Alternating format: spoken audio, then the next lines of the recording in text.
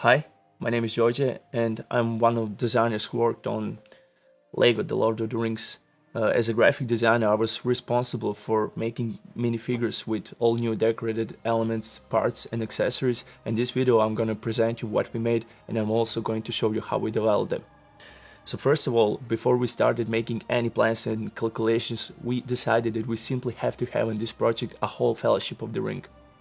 So here it is. First we get Gandalf the Grey, a wizard who's being a leader of this fellowship. Then we have 4 hobbits for whom we developed a new hobbit hair element, and it also comes in 4 different colors. Another thing that we made for these guys are short capes, so now even a short minifigure can wear a cape. And of course we have Frodo Baggins with his ring and a new sword called Sting. Another function that this minifigure has is a reversible head, so that when you turn his face, he's getting this way. As in Du says, when he appears, he's getting stabbed. We also made a Shire version of Frodo. So this is how he looks when he's still being in Shire. Now of course we have Sam, Merry and Pippin, another 3 hobbits who are following Frodo on his quest. Then following further our fellowship on the side of men, we have 2 brave warriors who are being called Eragon and Boromir. Boromir also got a new decorated shield, which is quite cool. Then on the side of dwarves we have Gimli, for whom we developed a new beard piece, which is also being unique to this character, and a very cool decorated helmet that he wears on a quest. And the last one that we have is an elf called Legolas, and he got this new piece, which is Elvencare. Another character that I wanted to show you was not a member of this fellowship, but was following fellowship for quite some time, or better said, the ring. That's this guy. He was a hobbit once, but he got twisted by the ring into this vile creature, and therefore we couldn't make him as a traditional Lego minifigure, and we had to go for a more specific shape, and this is what we come up with. Continuing with the good guys I made for this launch, I'd like to show you this group. Here you can see some Rohan riders, Deskin Theoden and his nephew Ymir, and we get another Rohan soldier. And as you can see, we developed a whole new helmet design for these guys, and it comes in 3 different versions for each of them.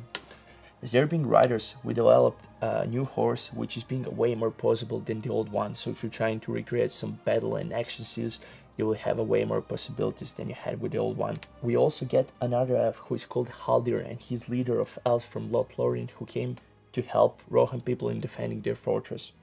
And I'd also like to add that all these characters are being exclusive to the sets where they're showing up. So let me show you how we developed the design for some of the baddies. Once we all agree on which characters do we want to make, I can start throwing down some sketches like this, just to get a feeling on how these characters might look in a Lego form.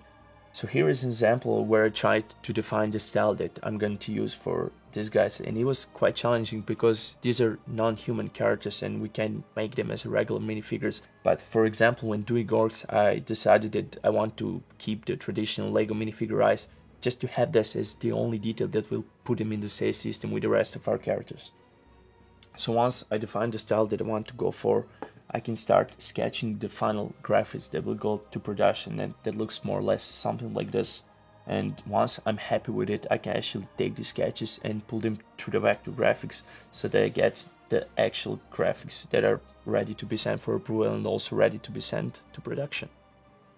So here is another example of the graphics that are being ready to be sent for approval, but... Oh, sorry. But of course, in this case, we have to show some characters with accessories on, because that's the way they're gonna appear in a set, and that's the way they appeared in a movie, so when they're approving it, they have to see it that way as well.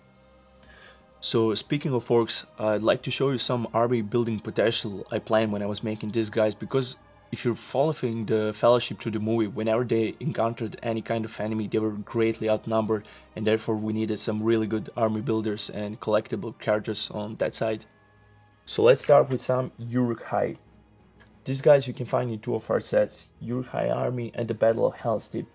As you can see on this plate, this figure is being quite collectible, as it could be differentiated in 2 different ways. The first one is by using a reversible head, so it can have 2 different faces, or using the variety of accessories that we developed for them. It's a new helmet, new shield and a new sword.